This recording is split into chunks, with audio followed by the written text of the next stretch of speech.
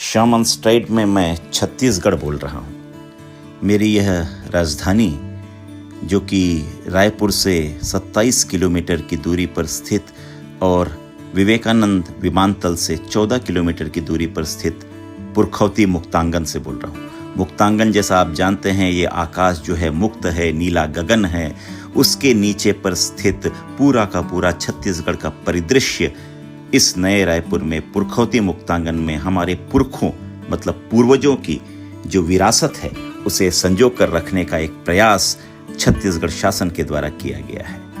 और इसके द्वारा मैं छत्तीसगढ़ आपको अपने अंदर बसे हुए विभिन्न प्रकार की संस्कृति, सभ्यता, लोक लालित्य, लोक कला, लोक गाथाओं, इसका एक कहूँ बानगी पेश कर रहा हूँ मैं पुरखौती मुक्तांगन के द्वारा।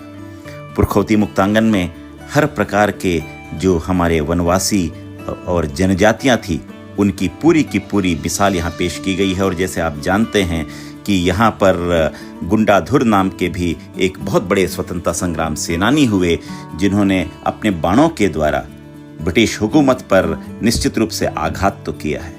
ऐसी ही सभ्यता जो जीती जागती उदाहरण है एक मानव परंपरा की, एक ऐसी परंपरा की जो अपने अंदर अकूत और समृद्ध, निश्चित रूप से न केवल छत्तीसगढ़ समृद्ध है अपितु बहुत सशक्त है और इसे हम क्रैडल ऑफ ह्यूमन रेस के भी नाम से जान सकते हैं। ये पुरखौती मुक्तांगन उसका एक अनूठा उदाहरण पेश करता है जहाँ पर विभिन्न प्रकार की संस्कृतियाँ, सभ्यता, उनके आचार विचार, उनके घर, उनकी भाषा, उनकी बोली सब है। और यहाँ जहाँ मैं लेके आया हूँ इस चौक को हम छत्तीसगढ़ चौक के नाम से जानते हैं। और यहाँ के प्रत्येक स्तंभ जो आपको दिखाई दे रहे हैं, जहाँ जहाँ मैं विचरण करते हुए जा रहा हूँ, वो उन्हें 4 भागों में बांटा गया है। प्रत्येक भाग में 9 स्तंभ हैं और 9 गुणित 4 बराबर 36 होते हैं। ये 36 इस बात का प्रतीक हैं कि शिवनाथ नदी जो छत्तीसगढ़ की एक बहुत महत्वपूर्ण नदी मानी जाती है, उसके उत्तर में जो है हमारे 18 रियासत हुआ करते थे और उसके दक्षिण में जो हैं 18 रियासत हुआ करते थे।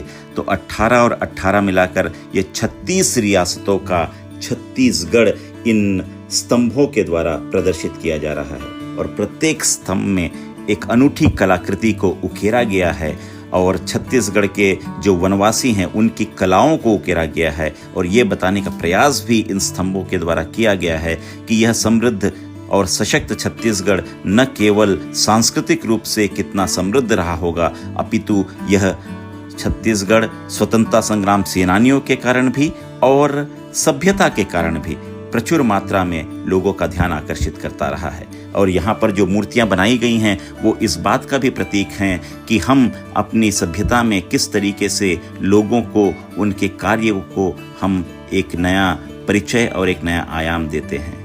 और कबीर ने कहा भी था कि माटी तो मुझे तू रोंद रही है और कभी माटी को हम रोनते हैं, तो हम दोनों एक दूसरे के पूरक हो सकते हैं। मिट्टी से हमारा जीवन प्रारंभ होता है और मिट्टी में हमारा जीवन विलीन हो जाता है। तो ये बानगी आपको इस पुरखौती मुक्तांगन में मिलती है और यह छत्तीसगढ़ की समृद्ध विरासत को न केवल आपके सामने प्रदर्शित करती है बल्कि छत्तीसगढ़ को आपको समझाती, बुझाती, दिखाती भी है।